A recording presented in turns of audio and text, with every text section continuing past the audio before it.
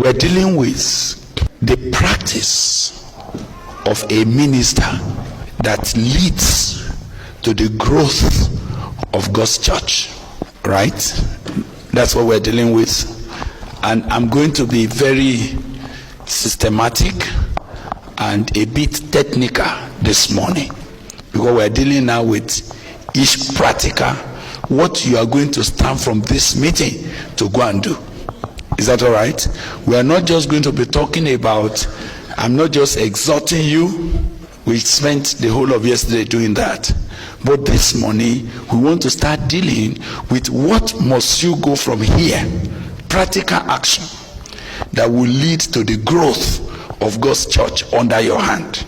Biblical practice that will enhance the growth of God's church under your hand. That's what we're looking for. Now, the first point,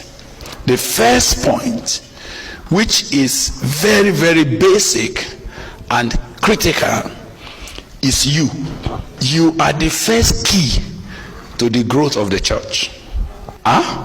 You, the clergy, the man of God, the pastor, the preacher, is the first key to the growth of the church. The church either grows at your instance, or the church dies at your instance. Growth in the church will be affected very, very greatly by you, and it could be, their growth could be hindered very, very greatly by you. So the first key issue is you, and let's deal with that very quickly. We have been dealing with it over and over and over and over. Everybody that have been speaking has been speaking about you, and I just want to note that as the first issue. Then I'll go over it. Then I'll go and continue my business. Is that all right? Now, I therefore, a prisoner of the Lord, beseech you that you do what? Walk worthy of your vocation.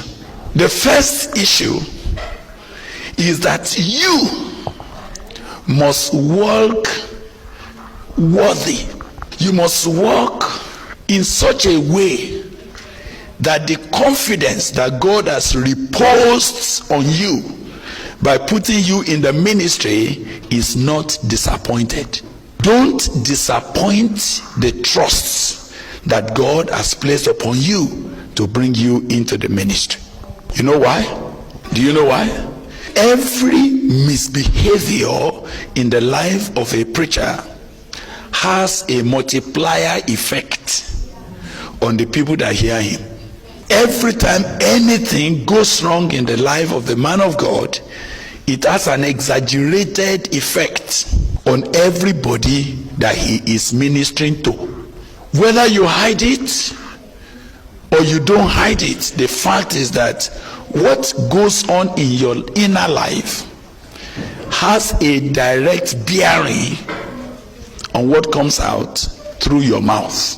So the first critical issue about growth is your growth. Oh my God, am I making sense? Your growth actually is a critical ingredient for church growth.